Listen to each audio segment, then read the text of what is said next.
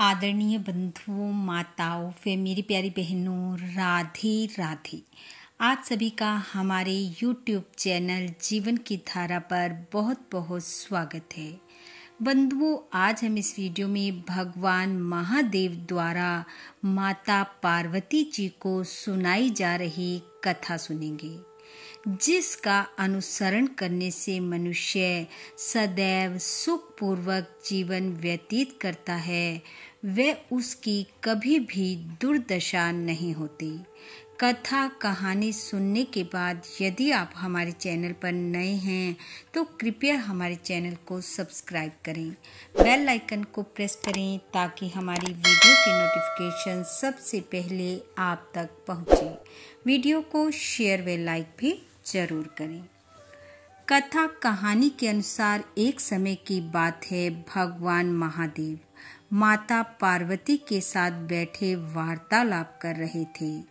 तभी देवी ने महादेव से कहा, प्रभु, पृथ्वी लोक पर जाने की इच्छा है। भगवान ने कहा, चलो देवी।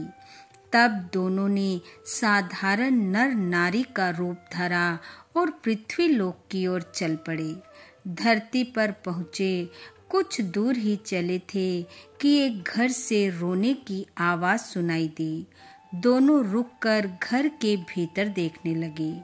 उन्होंने देखा कि एक बुजुर्ग पति पत्नी रो रहे हैं और आपस में बात कर रहे हैं कि सारा जीवन गधे की तरह औलाद को पालने में लगा दिया और आज हमारी कदर एक कुत्ते की तरह हो रही है।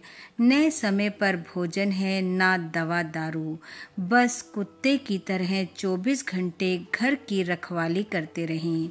शरीर से भी थक चुके हैं, सारी रात उल्लुओं की तरह जाग कर बिताते हैं। कोई हमें नहीं पूछता।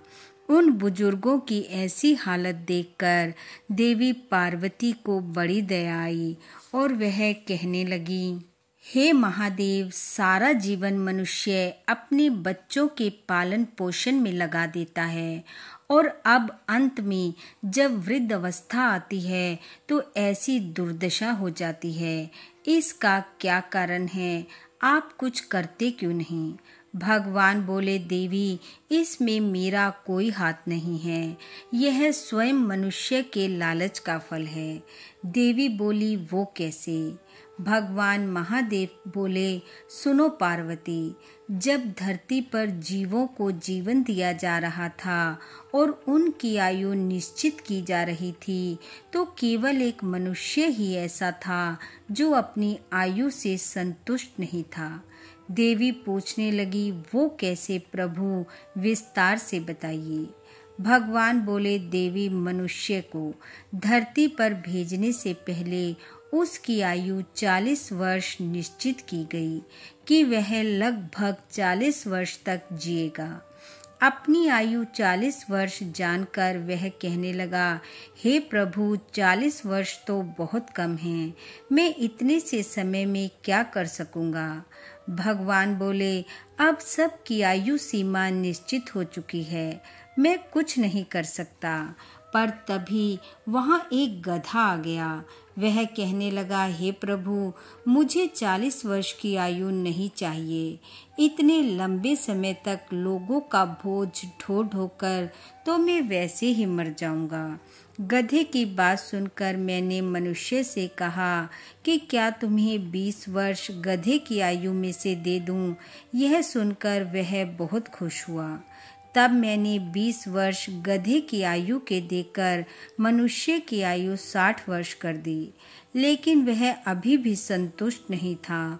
उसे और आयु चाहिए थी। तभी वहां एक कुत्ता आया। उसने भी मुझे कहा, हे प्रभु, मुझे इतनी लंबी आयु नहीं चाहिए।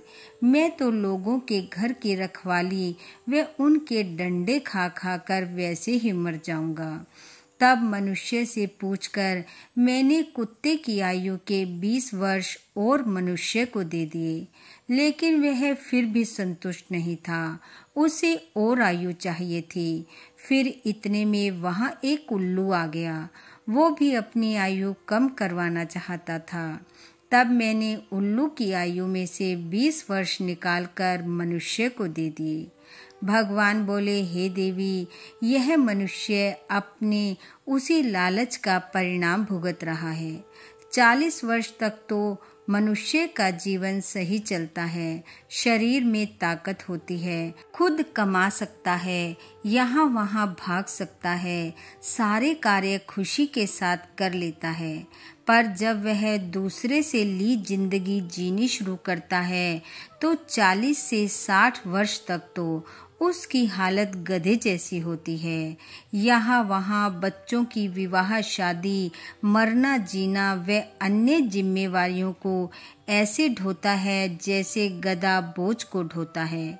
फिर मनुष्य का जीवन कुत्ते जैसा हो जाता है, जहाँ बस उसका कार्य घर की रखवाली करना होता है।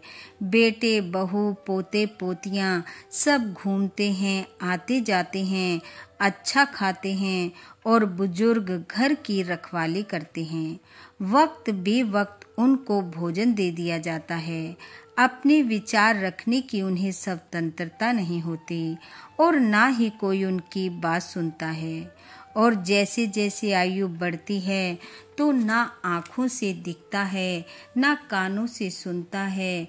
भूख प्यास नींद सब कम हो जाती है। आदमी रात रात भर उल्लू की तरह जागता है। देवी पार्वती बोली, हे महादेव, तो क्या इस दैन्य स्थिति से छुटकारा पाने का कोई मार्ग नहीं है? भगवान महादेव बोले, जो मनुष्य बढ़ती आयु के साथ कम बोलना, कम भोजन करना और अधिक से अधिक भगवत नाम में लीन हो जाता है, वह कभी दुर्दशा को प्राप्त नहीं होता। उसके ऊपर गधे, कुत्ते व उल्लू की आयु का कोई असर नहीं पड़ता। यह कहकर भगवान आगे की ओर चल पड़े और देवी पार्वती उनके पीछे पीछे। बोलो महादेव भगवान की जय। बोलो देवी पार्वती की जय। बंधुओं, भगवान महादेव की कृपा आप व आपके परिवार पर सदैव बनी रहे। आपका घर आंगन खुशियों से महकता रहे। इन्हीं शुभकामनाओं के साथ आप सबका बहुत बहुत धन्यवाद। राधे राधे।